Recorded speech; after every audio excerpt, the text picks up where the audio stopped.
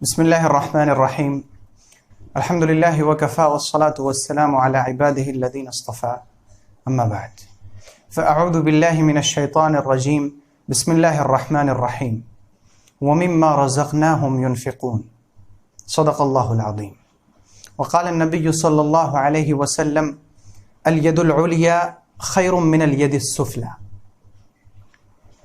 ہم سب جانتے ہیں کہ اللہ رب العزت نے اس دین اسلام کے اندر ایک چیز مشروع کی ہے اور وہ ہے صدقہ۔ صدقہ کا مطلب ہے اللہ کی راہ میں خرچ کرنا، اللہ کے لیے اللہ کے راستے میں کسی کو کچھ دینا۔ اب یہ پیسہ بھی دیا جا سکتا ہے، کوئی سامان بھی دیا جا سکتا ہے، کچھ چیز بھی دی جا سکتی ہے، کسی طرح سے مدد بھی کی جا سکتی ہے۔ یعنی صدقہ کا دائرہ کار بہت بڑا ہے، ہماری سوچ سے اور ہماری تصور سے بھی زیادہ بڑا اس کا دائرہ کار ہے۔ صدقہ صرف یہی نہیں ہے کہ ہم کسی کو مال دے دیں یا ہم کسی کو کوئی سامان دے دیں، بلکہ پیغمبر علیہ السلام نے فرمایا تبسمک فی وجہ اخیک صدقہ، کہ تمہارا کسی کو مسکرا کر دیکھ لینا بھی صدقہ ہے، کیونکہ تم نے مسکرا کر دیکھنے کی وجہ سے اس سامنے والے کے دل میں خوشی ڈال دی، یعنی کسی کو خوش کرنا صدقہ ہے۔ آپ نے فرمایا کہ اپنے ڈول سے، اپنی بالٹی سے دوسرے کے ڈول میں یعنی دوسری کی بالٹی میں، دوسرے کے برتن میں پانی ڈال دینا کہ اسے آسانی ہو، یہ بھی صدقہ ہے۔ کسی ایسے شخص کو جو راستہ بھول گیا ہو، راستہ بتا دینا بھی صدقہ ہے۔ بہت سے لوگ پوچھتے ہیں کہ یہ راستہ کدھر سے جاتا ہے، یا ہمیں فلاں جگہ پہنچنا ہے، کیسے پہنچیں گے؟ تو آپ نے اگر اس نیت سے اسے راستہ بتایا کہ یہ اللہ کا بندہ راستہ بھولا ہوا ہے، میں اس کے ساتھ اچھا معاملہ کر رہا ہوں اور اللہ مجھے اس کا اجر دے گا، تو آپ کی اس نیت کی وجہ سے آپ کا یہ راستہ بتانا بھی صدقہ بن جاتا ہے۔ اسی طرح اگر کوئی نابینا شخص ہے اور آپ نے اس کا ہاتھ پکڑ کر راستہ پار کروا دیا، تو یہ ہاتھ پکڑ کر راستہ پار کروا دینا بھی صدقہ ہے۔ اور اتنا ہی نہیں، بلکہ آپ تصور کیجئے کہ ایک شوہر جب اپنی بیوی کو ایک فطری محبت کی وجہ سے اس کے منہ میں کھانے کا ایک لقمہ ڈالتا ہے، تو پیغمبر علیہ السلام نے فرمایا کہ یہ بھی صدقہ ہے۔ اور صرف یہ شوہری کی طرف سے نہیں، بلکہ اگر بیوی بھی اپنے شوہر کو کھلاتی ہے محبت کی وجہ سے، تو یہ بھی صدقہ ہے۔ تو صدقہ کا دائرہ کار بہت بڑا ہے۔ جہاں تک مال کے صدقہ کا تعلق ہے، تو اس کی حقیقت یہ ہے کہ ہم اللہ رب العزت کی طرف سے ایک طرح کے ڈاکیاں ہیں، پوسٹ مین ہیں۔ جیسے پوسٹ مین کے پاس بہت سارے خطوط آتے ہیں، بہت سارا پارسل آتا ہے، اس کی ذمہ داری یہ ہے کہ وہ ہر پارسل میں لکھے ایڈریس تک اس پارسل کو پہنچا دے۔ اب اگر کوئی پوسٹ مین اس پارسل کے بارے میں یہ سوچ لے کہ یہ چیز میری ہے، یہ پارسل میرا ہے، یا یہ خط میرا ہے، تو ہم اور آپ اسے کیا کہیں گے؟ ظاہر ہے کہ ہم اسے کہیں گے کہ یہ بڑا احمق ہے، بڑا بے وقوف ہے، بڑا نادان ہے کہ دوسرے شخص کی چیز کو اپنا سمجھ رہا ہے۔ بالکل اسی طرح اللہ کی راہ میں خرچ کرنے کا جو تصور ہے وہ اللہ تعالیٰ نے ہمیں اسی طرح دیا ہے۔ اللہ تعالیٰ نے قرآن پاک میں فرمایا وَمِمَّا رَزَقْنَاهُمْ يُنْفِقُونَ، کہ ہمارے دیے میں سے یہ تقوی والے، ایمان والے لوگ خرچ کرتے ہیں۔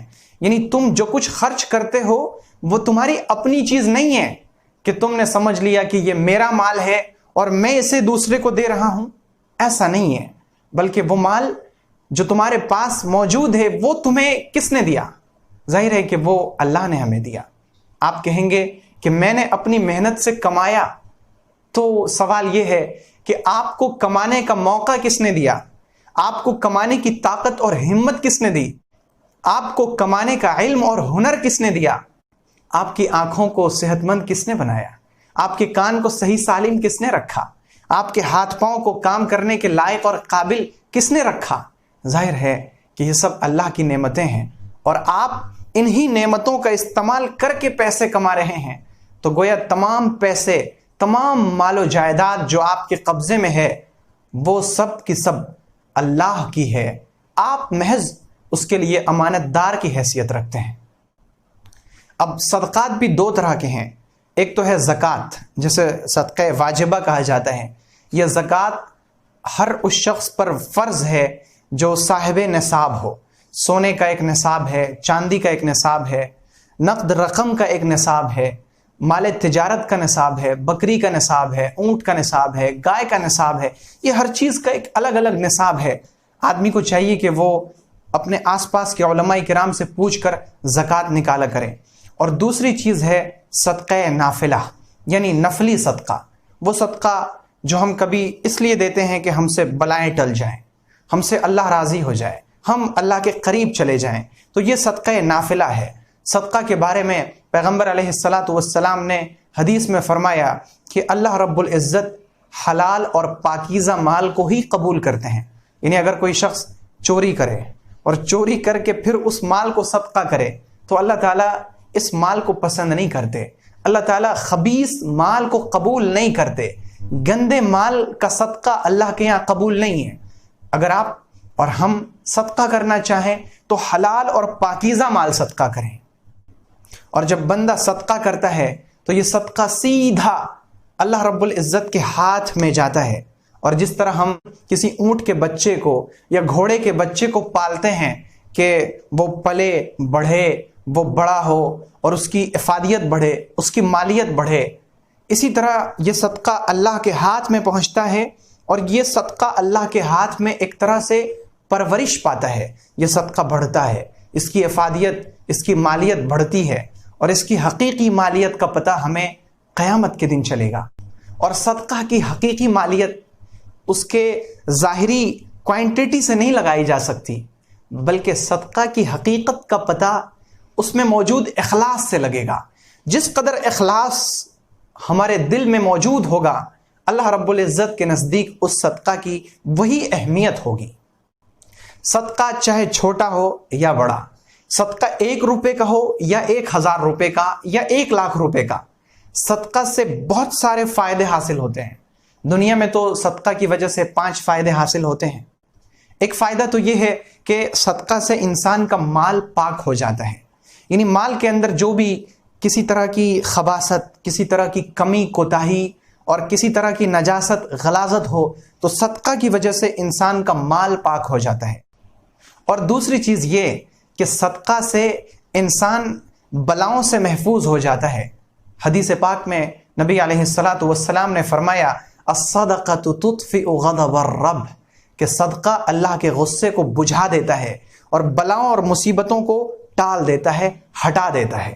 اگر ہم چاہیں کہ بلائیں ہم پر آئیں ہی نہیں، یا بلائیں آ چکی ہوں اور ہم اسے ہٹانا چاہیں تو وہ صدقہ سے ہٹیں گی. اسی طرح صدقہ سے انسان گناہوں سے پاک ہو جاتا ہے. جب آدمی صدقہ کرتا ہے تو اس کے گناہ صدقہ کی وجہ سے جھڑ جاتے ہیں، ختم ہو جاتے ہیں. اور چوتھا فائدہ صدقے کا یہ ہے کہ جب کوئی شخص صدقہ کرتا ہے، کسی غریب کی مدد کرتا ہے، کسی محتاج کی مدد کرتا ہے تو وہ اس کے دل میں خوشی ڈالتا ہے. اور جو شخص اس دنیا میں اللہ کے بندوں کو خوش کرے گا اللہ رب العزت قیامت کے دن اسے خوش فرمائیں گے. اگر ہمیں اور آپ کو قیامت کے دن کی خوشی چاہیے تو اس دنیا کی زندگی میں ہمیں اللہ کے بندوں کو خوش کرنا ہوگا. اور صدقے کا دنیاوی 5واں فائدہ یہ ہے کہ صدقہ کرنے کی وجہ سے انسان اللہ رب العزت کے قریب چلا جاتا ہے، وہ اللہ کی مرضیات کو پانے والا بن جاتا ہے. آپ ذرا اسے ایک مثال سے سمجھیں کہ اگر کوئی شخص کسی کمپنی میں نوکری کرے اور وہ یہ چاہے کہ میں اس کمپنی کے مالک کے بہت قریب چلا جاؤں، میں اس کا مقرب بن جاؤں، میں اس کا چہیتا بن جاؤں، تو ظاہر ہے کہ اسے اس کے لیے ایک کام کرنا پڑے گا، اور وہ یہ کہ ڈیوٹی ٹائم کے علاوہ جو اور کام ہیں، اضافی کام، ایکسٹرا کام، وہ کام بھی انجام دینے ہوں. جب بھی کوئی شخص ایکسٹرا ڈیوٹی کرتا ہے، وہ اضافی کام کرتا ہے، تو اضافی کام کی وجہ سے اس کا مالک خوش ہوتا ہے اور اس کا مالک اسے اپنا چہیتا بنا لیتا ہے. بالکل اسی طرح اگر کوئی شخص یہ چاہے کہ میں اللہ کے قریب چلا جاؤں، میں اللہ کا مقرب بن جاؤں، اللہ مجھے چاہنے لگے، اللہ مجھ سے محبت کرے، اللہ مجھے پسند کرے، تو اسے فرائض کے ساتھ ساتھ نوافل بھی ادا کرنے ہوں گے۔ حدیث قدسی میں اللہ رب العزت کا فرمان ہے وَمَا زَالَ الْعَبْدُ يَتَقَرَّبُ إِلَيَّ بِالنَّوَافِلِ، کہ جب بندہ نوافل کے ذریعے میرے قریب آتا ہے، پھر وہ بہت سارے نوافل ادا کرتا ہے۔ نوافل صرف نماز نہیں بلکہ نفل روزے، نفل صدقے، یہ سب بھی وہ ادا کرتا ہے، تو پھر وہ میرے قریب چلا آتا ہے اور پھر میں اس سے محبت کرنے لگتا ہوں۔ تو نفل صدقہ کے ذریعے اللہ رب العزت کی محبت پائی جا سکتی ہے، اور یہ سب تو صدقہ کے دنیاوی فائدے ہیں۔ صدقہ سے انسان کی جو بیماری ہے، جو بھی جس طرح کی بھی بلا اور مصیبت انسان پر آئی ہوئی ہو، وہ بلا اس کے مال میں ہو، اس کی اولاد میں ہو، اس کی صحت میں ہو، کسی بھی چیز میں بلا ہو اور مصیبت ہو، اسے صدقہ کے ذریعے ختم کریں۔ اسی طرح صدقے کا فائدہ یہ بھی ہے کہ صدقہ کی وجہ سے انسان کی روزی میں برکت آتی ہے۔ پیغمبر علیہ السلام نے قسم کھا کر فرمایا کہ اللہ کی قسم، کبھی بھی وہ شخص غریب اور محتاج نہیں ہو سکتا جو اللہ کی راہ میں صدقہ کرنے والا ہو۔ یعنی صدقہ کی وجہ سے انسان کا مال کم نہیں ہوتا، بلکہ صدقہ تو ایک طرح کی انویسٹمنٹ ہے، اللہ رب العزت کے ساتھ ایک تجارت ہے کہ آپ اس دنیا میں 10 خرچ کیجئے، اللہ تعالیٰ آپ کو اس دنیا میں 100 عطا کرے گا، اور آخرت کی زندگی میں 700، اور اخلاص کے بقدر اجر بڑھاتا چلا جائے گا۔ اور صدقہ کا اخروی فائدہ یعنی آخرت کا فائدہ یہ ہے کہ جب انسان اس دنیا کی زندگی میں صدقہ کرتا ہے تو وہ قیامت کے دن اپنے صدقے کے سائے میں ہوگا، اس وقت جب کہ کوئی سایہ نہیں ہوگا سوائے عرش کے سائے کے، تو اس وقت ایک سایہ ہوگا انسان کے پاس، اس کے صدقے کا سایہ۔ اس کا صدقہ جتنا بڑا ہو اس کا سایہ اتنا ہی بڑا ہوگا۔ کیا آپ اور ہم نہیں چاہیں گے کہ ہمارا سایہ قیامت کے دن بڑا رہے، ہم آرام سے اپنے سائے میں کھڑے ہوں؟ اگر ہم چاہتے ہیں تو ہمیں اس دنیا کی زندگی میں اپنے سائے کو بڑھانا ہوگا۔ جیسے جیسے ہم اپنے صدقات بڑھائیں گے ویسے ویسے قیامت کے دن ہمارا سایہ بڑھتا چلا جائے گا۔ اور جو لوگ اس دنیا کی زندگی میں صدقہ کرتے ہیں ان کا حساب آسان ہوگا، اور میزان عمل میں ان کی نیکیاں زیادہ ہوں گی۔ یہ صدقہ بھی تو میزان عمل میں تولا جائے گا، اور اخلاص کے موافق اس کا وزن ہوگا، جیسا اخلاص ویسا ہی وزن۔ اور پھر صدقے کا فائدہ یہ بھی ہے کہ صدقہ کرنے کی وجہ سے انسان پلسرات کے اوپر سے آسانی سے گزر جائے گا۔ پلسرات جو اس قدر خطرناک ہے، جو ایک تو بہت زیادہ باریک ہے کہ اس پر چلا جانا انتہائی مشکل ہے، اور پھر یہ کہ اس کے دونوں طرف آنکڑے نکلے ہوئے ہیں، اور وہ آنکڑے اپنے اوپر چلنے والوں کو کھینچ کر جہنم میں پھینک دیں گے۔ اس سخت پلسرات پر سے گزرنا کس قدر مشکل ہے، اس مشکل گھڑی میں یہ صدقہ کام دے گا۔ اور جو لوگ اس دنیا کی زندگی میں خوب صدقہ کرتے ہیں، اللہ رب العزت جنت میں ان کے درجات خوب بلند کریں گے۔ اب سوال یہ ہے کہ صدقہ کہاں کہاں کیا جائے؟ تو بہت ساری چیزیں ہیں جو ہمیں نظر آتی ہیں۔ محتاجوں کو کھانا کھلا دیا، انہیں کپڑا پہنا دیا، کوئی بیوہ عورت ہے جس کا کوئی پرسان حال نہیں، اس کے لیے کچھ وظیفہ مقرر کر دیا، کچھ ماہانہ دینے لگے۔ اسی طرح سے جہاں پر پانی کی کمی ہے، پانی کی دقت و پریشانی ہے، وہاں پر پانی کا انتظام کر دیا، کوئی نل لگوا دیا، کوئی ہینڈ پمپ لگوا دیا، کوئی کنواں کھدوا دیا۔ کہیں پر مسجد کی پریشانی ہے، مسجد بنوا دی، مسجد کی تعمیر میں حصہ لے لیا۔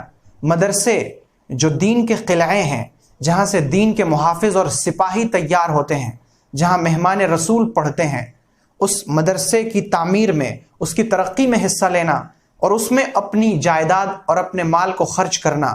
اسی طرح مدرسے کے بچوں کے اوپر خرچ کرنا، مدرسے میں جو غریب اور محتاج طلبہ تعلیم حاصل کرتے ہیں ان کی تعلیم میں پیسے خرچ کرنا، یہ بہترین مصرف ہے صدقے کا۔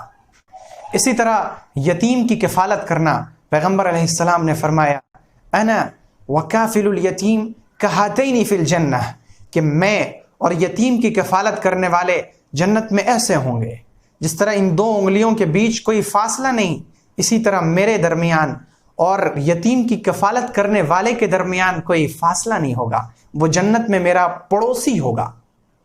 تو اگر کوئی یتیم ہے تو اپنے پیسے سے اس کی کفالت کرنا بہترین صدقہ ہے۔ اسی طرح علم کو پھیلانا، اگر کوئی مفید کتاب ہے جو اگر چھپے گی تو دنیا میں لوگ اسے پڑھیں گے اور لوگ فائدہ اٹھائیں گے، لوگوں کو اس سے دین کا علم حاصل ہوگا، لوگ ترقی کریں گے. اور ایسی کتابیں پیسے کی کمی کی وجہ سے نہیں چھپ پا رہی ہیں، وہ شائع نہیں ہو پا رہی ہیں، تو ایسی کتابوں کو شائع کرانے میں اپنی رقم خرچ کرنا بہترین صدقہ جاریہ ہے. صدقہ جس شکل میں بھی ہو، جن لوگوں پر خرچ ہو، بس یہ دھیان رہے کہ ہمارے اس صدقہ کی وجہ سے کسی طرح کا کوئی گناہ نہ ہو جائے. اب مثال کے طور پر کوئی شخص گانے بجا رہا ہے اور وہ آپ سے چندہ مانگے کہ ہم گانا بجانا چاہتے ہیں، اس کے لیے آپ بھی کچھ پیسے دیجئے. ظاہر ہے کہ آپ کا یہ پیسہ گناہ کے کام میں لگے گا. یہاں پر اگر کوئی شخص صدقہ کرے تو اس کا صدقہ قبول نہیں ہے، اور یہ تو اللہ کے نزدیک اگر کوئی شخص ایسا صدقہ کرتا ہے تو وہ گناہ جاریہ میں شامل ہو رہا ہے. جتنے لوگ اس گانے کو سنیں گے سب کا گناہ اس مدد کرنے والے کو بھی ملے گا. اچھے کاموں میں صدقہ کرنا یہ اللہ کے نزدیک جانے کا بہترین اور پسندیدہ عمل ہے.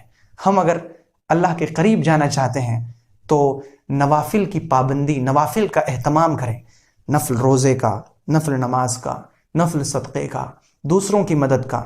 جب ہم ان چیزوں کو اپنی عادت بنا لیں گے تو ہمارے لیے اللہ کے قریب پہنچنا بہت آسان ہو جائے گا، اور اللہ کی رضا حاصل کرنا بہت آسان ہو جائے گا. اور اللہ کی رضا سے بڑھ کر اور کیا چیز ہے. اللہ رب العزت ہم سے بھی راضی ہو اور آپ سے بھی.